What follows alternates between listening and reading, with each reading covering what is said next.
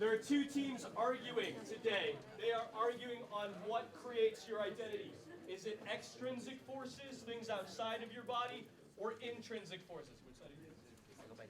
This is the extrinsic side. They'll be arguing on the affirmative side, which is the left-hand side. If you believe it's more about your environment that determines who you actually are, please mark your X on the initial opinion line at the very top of the rubric, more to the left-hand side. This side is arguing that it's more about what's on the inside, whether that's your thoughts, your feelings, or your genetics, that's more responsible for your personal identity. If you think that's the case, please mark the X further on the right-hand side of the rubric. As you watch each speaker go up there to try to make their case, you will move down one row and mark where your opinion falls. While the speakers are speaking, I ask you kindly to maintain silence. In between speakers, feel free to consult your neighbors and your friends to see what their opinion is on the quality of the arguments you have heard. Extrinsic, yeah.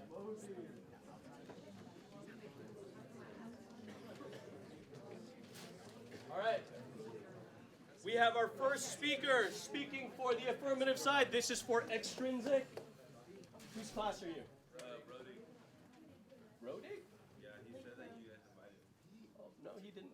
He didn't sign up. He didn't sign up. But if there's any empty chairs, feel free to sit. He didn't sign up. Okay. Sorry. All right.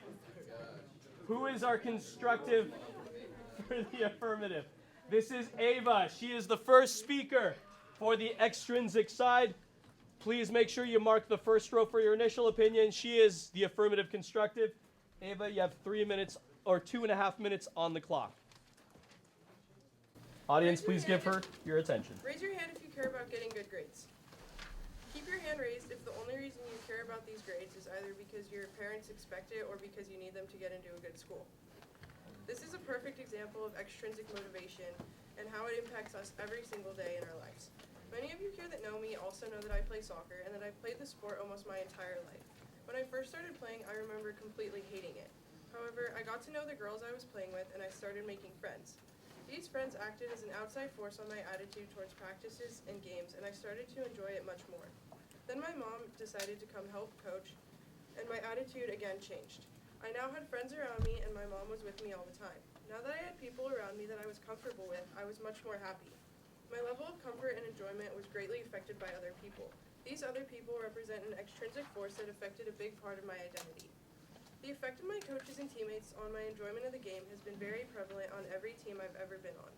On my last club team, I had the worst coach I've ever had. I love soccer, but my coach was so bad that I was at a point where I was contemplating completely quitting the sport altogether. I decided to move teams, and now I have the best coach that I've ever had, and I am so much more happy. I don't dread practices and games, and I love it so much that I even want to continue playing in college. This is a common story that I hear from a lot of athletes. I've talked to numerous people that have all told me the same story. They love the sport that they played, but they couldn't handle the coach that they had. This led them to quit the sport that they supposedly loved so much. Clearly, outside factors have a huge influence on the decisions we make and actions we take. No matter how strongly you feel about a topic, there will always be extrinsic forces that could change how you feel or think about anything. These factors can come from your past, especially crucial developmental periods in your childhood, social media trends and peer pressure, and even your genetics. Even your DNA, down to the molecular level, can be affected by your surrounding environment.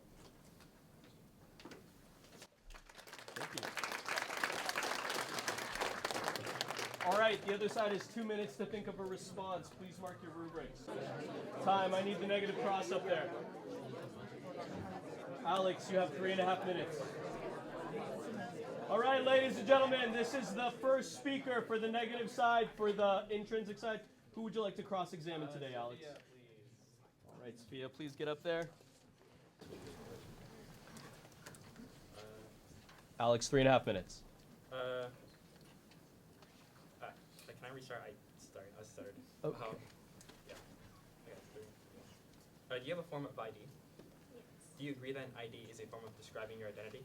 Yes. Do you agree that an ID contains information regarding height, hair color, weight, and sex? Yes. Do you agree that these are part of your identity? Yes. Do you agree that height, natural hair color, weight, and sex originate from you and your own genes? Yes. Do wake up in the morning? Yes. Do you take a shower in the morning? Yes. Do you get dressed in the morning? Yes. Do you choose what to wear in the morning? Yes. Do you believe that this decision to wear what you want to wear is your own decision, and is there someone forcing you to wear that specific outfit, or is it your own choice?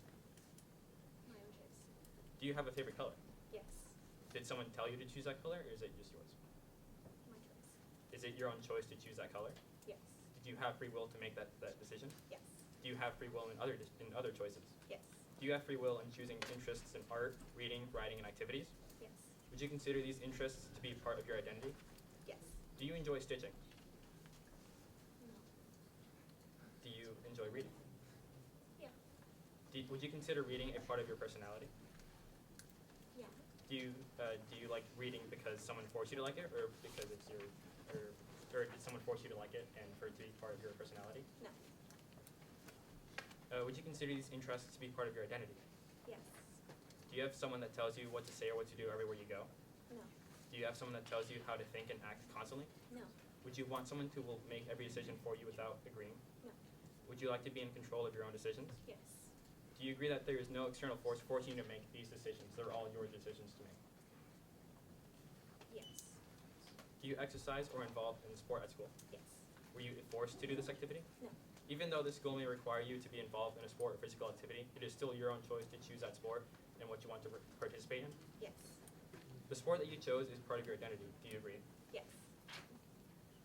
Would you rather be in jail or free? Free. Do you think that younger you would want to be in timeout? No. Did someone have to teach you to want to be free? No. Would you consider wanting to be free a part of your personality and identity? Yes.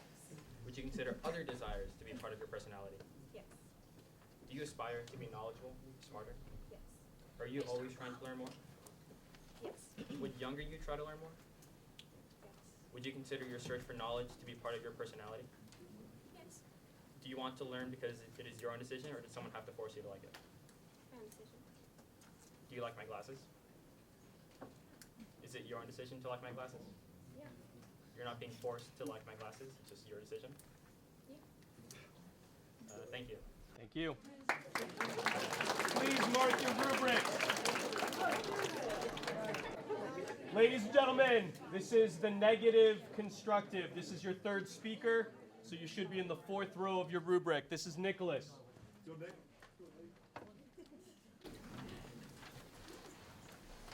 Alright. 3, 2, 1. Identity is something that you create. It is created by how you act and how you think.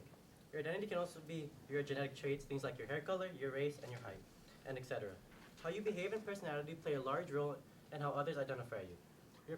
Your personality is a temperament. A temperament is kind of like your human nature. Temperament includes things like your mood, demeanor, and your response to emotions. This is how others can identify you.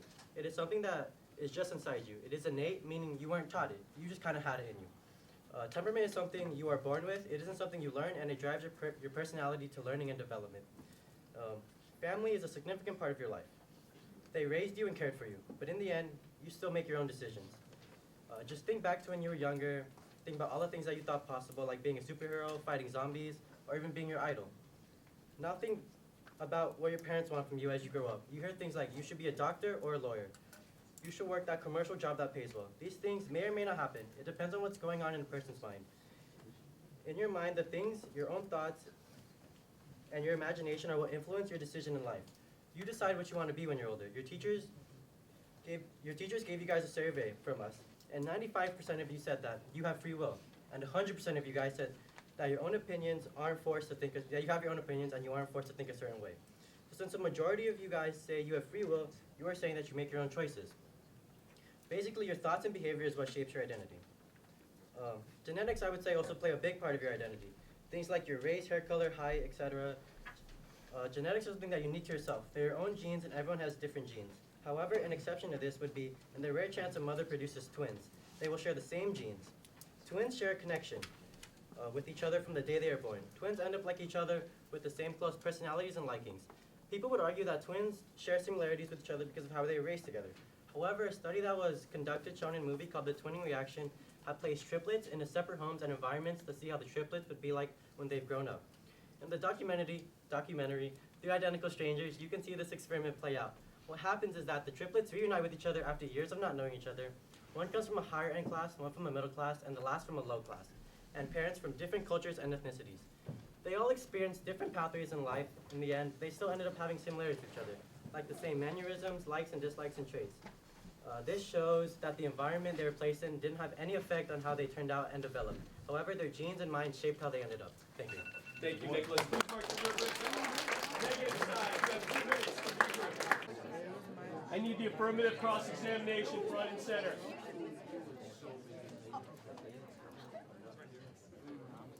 Sophia, who would you like to cross-examine today? Alex.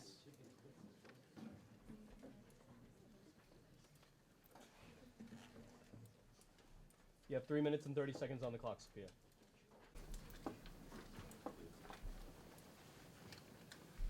Sorry.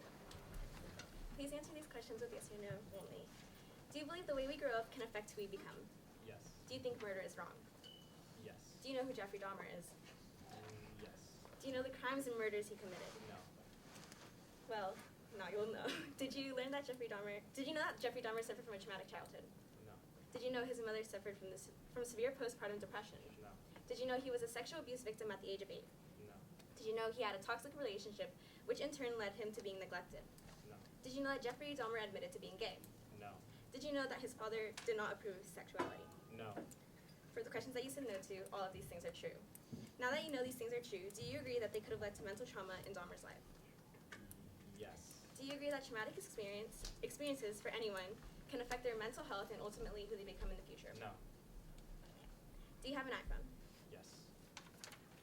Do you have Instagram, TikTok, Snapchat, or any other social media? Yes. When you scroll on TikTok or Instagram, do you ever see the same types of videos posted on your feed over and over again? Depends on your phone. Are you aware that trends travel through social media? Yes. Do you know of the renegade dance or any other TikTok dance? Yes. Do you know what a mirror selfie is? Yes. Have you ever taken a part of any trend, dance, or anything going viral on social media? No. Do you know any friends that have taken a part of any of these trends? No. Do you know who Charlie D'Amelio is? Yes. Did you know she got famous doing a TikTok dance? Yes. Do you know that she now has over 100 million followers? Yes. Do you think her life has changed ever since she became famous? Yes. If she didn't become famous, do you agree that she wouldn't be the same person she is today? No. You don't agree that she wouldn't be the same person? I do not agree. Do you know what a sport is? Yes. Do you play sport? Yes. Do you know the rules you must follow in your sport? Yes. Do you have to work in a team in your sport? Yes. Do you like to win when you are playing a competitive sport? Yes. Does it bring a sense of accomplishment to get first place or win the game? Yes. Do you put in lots of hours or practice in order for your team to excel in the sporting events? No. Do you know people who do put in lots of hours of practice? Yes. Do you agree that teams playing in the Super Bowl train really hard? Yes. Do you agree that the goal of the teams playing in the Super Bowl is to win? Yes. Do you think they could train just as hard? Do you think they would train just as hard if they didn't want the title of the Super Bowl champion? Yes. Do you think they would train just as hard if they were not making millions of dollars and if they didn't have the fame they had? Yes. Do you agree that your choices and opinions are a part of your identity? Yes. So you agree that what the audience decides in this debate makes up a part of their identity? Yes. You're arguing that intrinsic forces are more responsible for making up your identity, correct? No. May I mention their side is that intrinsic forces are more responsible for making up their identity. You previously agreed that in the case of this debate, the choices of the audience is a part of their identity. Now I just want you to think about this. With you trying to sway the audience to the side of this debate, aren't you an extrinsic factor into the people in this room? Yes. Aren't you an extrinsic force affecting the people's choices? Yes. This is Marco speaking for the affirmative rebuttal. This is your 5th speaker for the day. Marco, you have 3 minutes to make an impression, whenever you're ready. Basically, the other team is claiming that internal forces are more influential in your identity than extrinsic forces. They say that our choices, emotions, and genetics are the main forces in our identity. But these points don't even exist without external forces. Let's dive in. Take the emotions you are currently feeling in this audience. Right now you're thinking either, yeah, this guy's spitting facts, or nah, this dude's not facts. Or maybe you're just sitting there saying, damn, the extrinsic team has some good-looking people, let me vote for them. Either way, you're placing yourself on one side of this debate. Sitting there, I am an external force to you. I am not your emotions. I am not your genetics. I am not your choices. I am an external force to change your identity in this debate. Same with the other team. I bring this up as the other team believes that things like choices are all ours to make, but even currently, as we try to persuade you all, we are environment influencing your choices. Everything you do is open to influence. Your choices are not safe from external influence. Your emotions are not, as emotions are just responses to external stimuli, and even genetics are not safe from external forces. Stress affects your epigenetics, and stress is found from your environment. And your appearance comes from your parents, and your parents are an external force. I mentioned all these examples of internal forces affected by external forces to prove that while internal forces do contribute to identity, we are not arguing they don't. Internal forces are only made because of the environment. Every single interaction you make is initiated from the external environment. Friends affect our choices, situations affect how we respond, and aspirations are made by what we gain. Everything we do is set in place by the environment. Furthermore, if you were to be completely derived of your extrinsic forces, what character do you really have? Think SpongeBob. Think the episode where Squidward is left with nothing but his thoughts. In short, Squidward is deprived of extrinsic forces and goes insane. This goes hand in hand with the real world. In fact, studies conducted by the University of Michigan found that people who are deprived of external stimuli were more likely to engage in self-harm. This further shows how influential external forces are, that even in the absence of external forces, it exponentially changes your identity.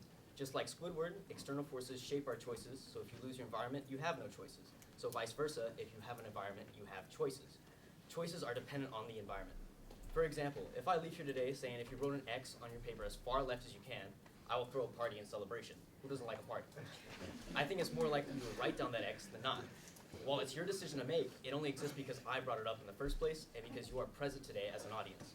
Same with every other choice you make, which has only been made because the environment made it viable. In short, extrinsic forces are the independent variable that dictates how internal forces react and therefore being more influential in your identity. Thank you.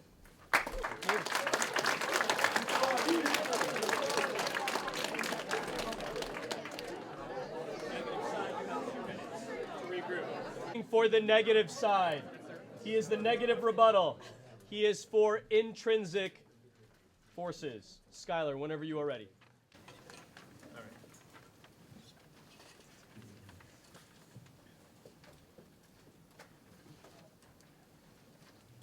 3, 2, 1. The other side is arguing two things. One, childhood trauma influences who you are today and the decisions you make. They're also arguing that external factors, such as ourselves, influence the decisions you make. Yes, we may influence the decision you make, but you still have the final decision. Anything that you decide to do is up in your hands. You could go decide to drive a car. You could decide to fly a plane. It doesn't matter who or what taught you to do anything.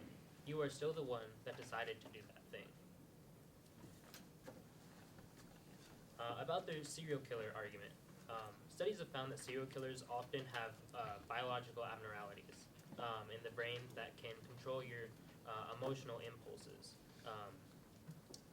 Many serial killers, including Jeffrey Dahmer, have found to have like a genetic predisposition or altercation.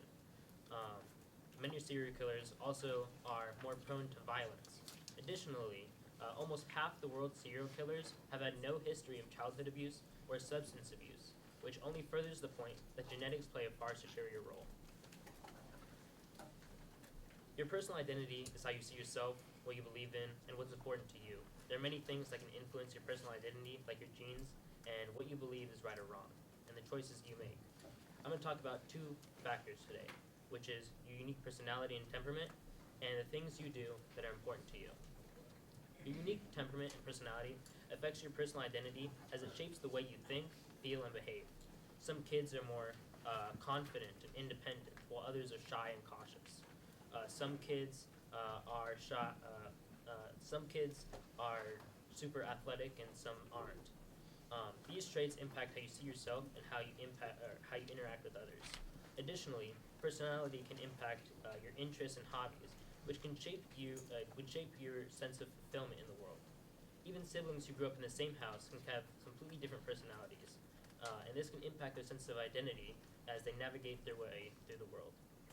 Second, doing things because you want to do them is a big part of shaping your personal identity. This is intrinsic motivation, which is the opposite of extrinsic motivation. You do things because you find them interesting, or because they matter to you. It gives you a sense of purpose and helps figure out who you are. This is much more important for personal identity than just doing things to get rewards or praise from others. What I'm saying is, you do things because they're important to you. You do things because they're important to you, because they matter to you. They're important to you, and it doesn't matter what external forces tell you what to do and what not to do. Thank you. Please mark your rubrics. That was Skylar for the rebuttal. All right, this is the last speaker for the intrinsic side. This is Taylor Nash. Taylor, you have 3 minutes on the clock whenever you are ready. Please imagine the following situation. In this scenario, you have a twin or a sibling that you've grown up with in the exact same environment, and your parents are deciding to get a divorce. Do you believe that you and the other person would react the same to this information? You may think so, considering that you are both raised identically. But the truth is that one of you may find this situation incredibly sad. They may beg their parents to stay together or try to solve their problems because in their perspective, this divorce is a tragedy. The other sibling might find it relieving because it marks the end of a conflict. Yuko Monokata spoke about this in a TED Talk where she talked about how parenting does not have as great an influence as we have presumed. She elaborates on this by stating that no matter how similarly you raise children, like their environments or treatment as well as language or discipline, each child will turn out completely different. This can be applied to many other situations as well, but they all show that outside forces are not what form your opinions, viewpoints, beliefs, or anything that is core to your identity. Instead, it is up to you. We may exist and be kept alive due to external forces such as water or food, but they have no control over our identity. Our identity, which has been agreed upon by both teams, is that it is a unique set of characteristics of who a person is that distinguishes themselves from others. Breathing air is not a unique characteristic. It may be an extrinsic force, but has no influence on who we are as people. A different kind of external force is language, but it still has no impact on our personal identity because we choose what words we say. We may have been taught the definitions of words, but so is everyone else. In contrast, we decide what we have to say to show what we believe. The decisions that people make throughout their lives are what make up who this person is. Many of the opposition's arguments can be applied to everyone. You do what your parents tell you to do. You were taught certain societal norms. Bad things have occurred in your life at one point or another. With this in mind, you cannot use something that everyone deals with to show what makes up your identity, because identity is individual to you. You are the only driving force that has an impact on your own personal identity, and I think you're all aware of this. Your opinions may have been swayed back and forth during the debate, but many of you had stated before that you believe that your identity is made up of your character, as you stated this on the form that we sent out to your teachers. Many of you had similar ideas to one another. Your DNA or ethnicity, your personality or overall character, your thoughts, actions, what you do, and what you want to do. These all stem from inside of you. In addition to what you believe about identity, you have shown that you have disagreed with the opposition's arguments. I'd like to come back to serial killers. With their logic, they would believe that these people only killed in the first place due to a difficult childhood, whether that was because of a tragic home life or struggling to belong in school or outside environments. Whatever the reason may be, the opposition would be stating that this is the cause of their identity and the consequence is murder. However, no matter what kind of devastating youth they had to go through, it cannot excuse their actions. There is no excuse for murder. The choice of whether or not to kill was in the serial killer's possession, and they made the decision to slaughter innocent people. That decision is their identity, not their childhood. Their identity as a serial killer was caused by their choice to kill. There are many different areas of our life that may seem to dictate who we are, but it's important to remember that you are the only thing responsible for your identity. Your genetics, your DNA, or ethnicity. These biological factors are unique to you. Thank you. Please mark your rubrics. This is our last speaker for the day. This is the affirmative conclusion. Ava, you have 3 minutes on the clock. Audience, this is our last speaker for the day. Please make sure your rubric is all caught up. All right, Ava, whenever you're ready. My team is not completely disagreeing with what the other side is saying. We're not denying that your personal choice plays no role in your actions. In fact, we agree with this to a certain extent. But think about it. You can't make choices, let alone even exist, without an environment around you that affects and guides the choices you're making. Everything around you from the moment you are conceived affects who you are. Even something as simple as what a mother eats or the mood that she's in can impact a baby in her womb before they are even alive. All the choices that you make are dependent on something that someone has told you, something you've seen, or an impactful event that you've experienced in your life. The other side is trying to tell you that your identity is based almost entirely on personal choice. However, the entire reason you are even having to make any decisions is because there's an outside environment separate from yourself that impacts you all the time. If there was nothing around you, you wouldn't have to choose anything because there would be nothing to decide. Your decisions are also greatly influenced by other people, even things like choosing what is right versus wrong.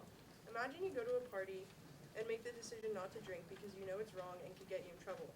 This may seem like a personal choice, but what makes you decide that drinking is wrong? It's most likely because your parents told you this or because a teacher educated you on the dangers of alcohol. Genetics are another big part of their argument. It's true that your genetics are inside of you, so they could be considered an intrinsic force. However, your genetics aren't directly talking to you, telling you how to act. That's your conscience. You know in movies when someone has to make an important decision, there's always a devil that appears on one shoulder and an angel that appears on another? This represents your moral compass that's been molded by society. No one has ever created two little strands of DNA that appear giving them advice. That would be silly. These thoughts that guide your decisions of right and wrong are shaped by society and the people surrounding you. Your genetics can also be changed based on what's around you. Phenotypic plasticity is the ability for one gene to be expressed in different ways based on your environment. Two people may both have a genetic history of diabetes and may both be very high risk. However, if one person constantly eats sugar and carbs while the other watches what they eat, one may actually develop diabetes while the other doesn't. Every action you take, everything you say, and every decision you make is impacted by someone or something surrounding you. Extrinsic forces are at play every second of your life. Right now, both teams standing up here are impacting how you feel right now. Maybe one of us is backing your initial opinion on this subject and making you certain that you're right. Maybe we've said something that you never thought about and we've completely changed your mind. It's also possible that we're just boring you and now you want to fall asleep and take a nap. No matter how you are feeling right now, both teams have acted as an extrinsic force upon your thoughts and emotions. I would like to conclude by asking you this. Would you even be human if you had nothing around you your entire life? Thank you. All right. Mark the final line of the final rubric.